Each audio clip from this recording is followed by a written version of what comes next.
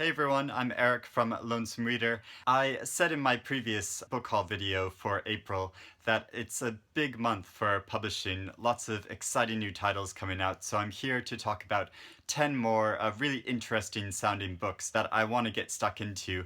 So I'm going to talk through them and why I think they're so interesting. I've already read this book of short stories called Swimmer Among the Stars, which I talked about in that first video. Really beautiful, powerful stories and a lovely shiny cover. I also had a quick stop into a bookstore yesterday to pick up this book, Night Sky with Exit Wounds by Ocean Vuong. I've heard a lot about this book of poetry. He sounds like a really powerful young poet. There's a big positive blurb on the book from Yi Yun Lee. I'm really keen to read a lot more poetry this year, so I'm trying to be more dedicated about getting more books of poetry to talk about them. So if you've read any really good poetry recently, let me know in the comments below so I can know what to pick up. But the first book I want to talk about is this novel I'm really excited about. It's the sequel to one of my favorite books from last year, and it is called The Blood Miracles by Lisa McNerney. This is published by John Murray. It is her follow-up novel to The Glorious Heresies, which won the Bailey's Prize last year and the Desmond Elliott Award. And it's particularly exciting because it's a continuation on from The Glorious Heresies. I've started the novel already, and it still follows the character of Ryan, who's sort of at the heart of The Glorious Heresies. He's a young man living in Cork who's dealing drugs and has a steady girlfriend that he's been with for a long time, and his friend Dan, who's becoming an increasing big player in the drug market. And he finds a new product of a form of ecstasy that can be produced in Italy that he wants to import into Ireland. And part of Ryan's heritage comes from Italy, so I think there's going to be this like Italian connection there, and it'll be interesting to see how that plays out. But Lisa McNerney is such a strong, confident, cutting-edge writer, so I'm really interested to see where she takes the story next. And I've also seen recently that there's going to be a third book to this series, so I'm keen to see it form into a trilogy, and also the TV series, which I think is going to be coming out of The Glorious Heresies. The next two books continue on with a slight Italian theme. The first is The Revolution of the Moon by Andrea Camilleri, and this is published by Europa Editions. It has such a striking cover, and Europa Editions publish really interesting new fiction. It's about an exceptional woman who rises to power in 17th century Sicily and brings about sweeping changes that threaten the patriarchy before she is cast out in a coup after only 27 days. I think that sounds like such an intriguing story, so I'm very keen to read this book. Next is Hell's Gate by Laurent God or Godet, and this is published by Gallic Editions. So this is the story of a Neapolitan taxi driver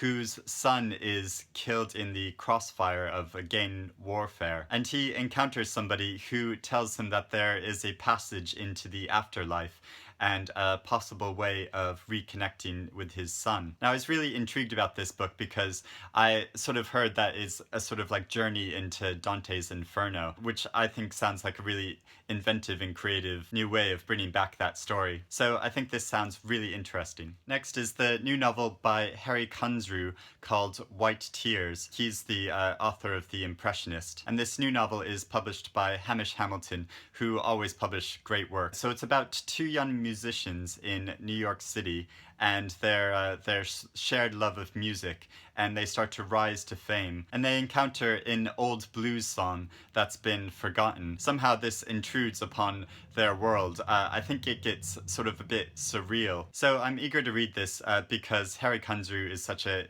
interesting writer. Hamish Hamilton published such good books. Also, I know that Anna James from A Case for Books has been reading this and been really enjoying and intrigued by it. Let Go My Hand by Edward Dosix, and this is published by Picador. It has a lovely cover with a gleaming bird flying across it, and Edward Dosix is the author of the novel Self-Help, which was shortlisted for the Booker Prize before. This is the story of a man and his very difficult father, and a journey I think they take across Europe with his brothers. So there's a lot about family strife, but apparently there's a lot of humor in the book too, and it also comes with strong blurbs from Paul Murray and Camilla Shamsi. It's a bit of a long one at over 400 pages, which isn't really that decathlon, I guess, but I'm hoping to have time to dive into this. The next are two quite political sounding novels. There's this novel, Spoils, by Brian Van Riet, and this is published by Jonathan Cape. This is set in 2003 in Iraq, and an American soldier who's involved in the conflict of bringing Saddam Hussein down. And it's about a jihadist who captures this American soldier and their relationship while the soldier is imprisoned. This is the author's first novel, and the author actually served in the army who fought in Iraq. So I think that probably the descriptions and the emotion of it will be very personal and real. Kate Atkinson, whose writing I love, calls it a harrowing and incredibly important debut. In the Field by Jesse Loncrane, and this is published by Bluemark Books. This is the story about a journalist who goes missing in East Africa after he publishes a story about a man that is snatched by a militia operation there. And it's the story of the mothers of both these men that have gone missing and them trying to find their sons. So it sounds like quite a strong novel about current politics and the amount we're willing to personally sacrifice to tell the stories that need to be told. I think this could be a really powerful novel. Next is this really colorful and vibrant book called Ganchar Gochar by Vivek Sandbag, and it's published by Faber and Faber. This is a novel about a family who is on the brink of poverty, but they're catapulted into wealth after one member of the family founds a spice company. And it's about their awkward transition from poverty to wealth. It's a really short novel, and I really admire recently books that can show a great economy in writing. This novel also comes with a string of really strong blurbs on the back from authors who I really admire, like Yi Yun Lee, Neil Mukherjee, Garth Greenwell, and Amit Chaudhuri. So I think this will be a really brisk and exciting read. Next is another quite short novel that also shows a really fantastic economy in its writing. And this is a debut novel called One of the Boys by Daniel Magriel, and it's published by Granta Books. I've already read this, and it is such a powerful novel.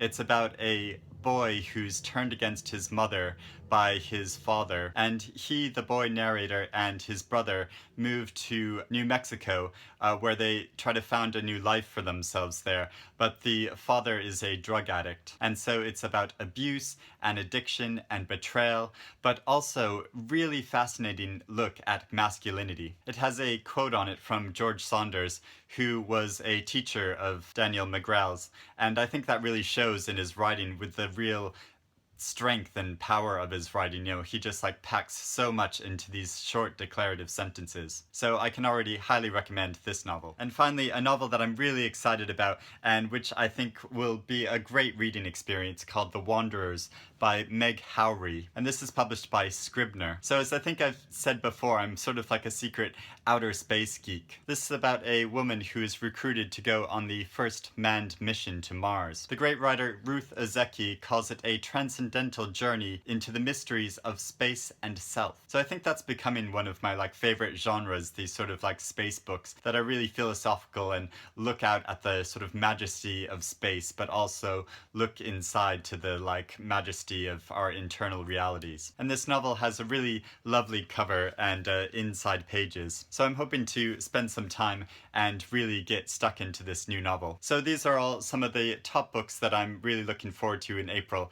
If only there was more time. I'm finding it so continually frustrating lately that all these really interesting new books are coming out and I just don't have time to read them all. It's going to be the long Easter weekend soon and I'm going to be going away, so I'm hoping to get some good reading time in there. But which from these lists are you most interested in reading? Let me know in the comments below and let's have a chat about them.